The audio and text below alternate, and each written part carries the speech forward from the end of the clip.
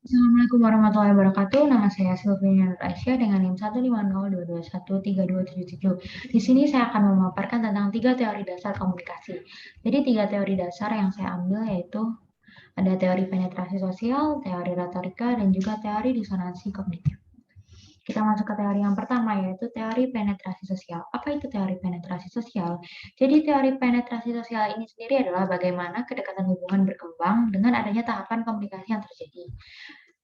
Asumsi dasarnya ada empat. Yang pertama, komunikasi relasional antara orang-orang mulai pada tingkat yang agak dangkal. Kemudian yang kedua, kemajuan dalam sebuah hubungan cukup sistematis dan diduga beberapa orang mungkin memiliki kesulitan dengan masalah ini. Yang ketiga, berkaitan dengan gagasan bahwa pembangunan relasional termasuk depenetrasi dan dapat mengakibatkan pembubaran. Kemudian yang terakhir yaitu pengungkapan diri merupakan inti dari pengembangan hubungan. Kita lanjut ke contoh. Untuk contoh yang saya ambil itu contoh pada film Dylan. Jadi di sini ada 4 tahapan penetrasi. Yang pertama adalah tahapan orientasi, yaitu saat Dylan sudah mendekati Mila dengan caranya sendiri sampai akhirnya Mila suka kepada Dylan.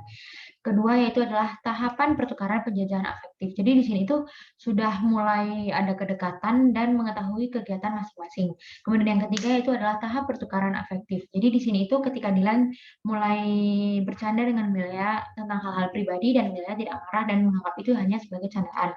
Kemudian yang keempat adalah stabil exchange. Nah, jadi yang keempat ini adalah di mana mereka sudah menjalin hubungan yang jauh, kemudian mereka itu saling terbuka dan tidak memiliki rahasia.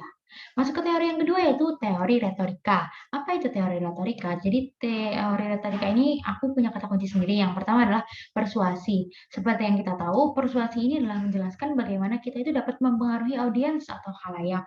Dan pada teori ini berbicara sendiri itu merupakan kemampuan khusus yang dimiliki oleh seorang manusia.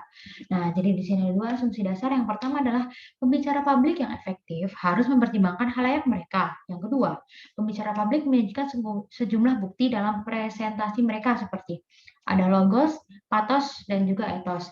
Kalau etos sendiri apa sih? Etos ini adalah yang sering kita dengar dengan kredibilitas pembicara. Kemudian logos, logos ini lebih ke bagaimana kita menggunakan argumen dan juga bukti. Dan yang terakhir adalah patos. Patos ini adalah feedback atau emosi yang muncul dari pendengar. Kemudian jenis-jenis retorika yang pertama adalah forensik, epidentik, dan juga deliberatif.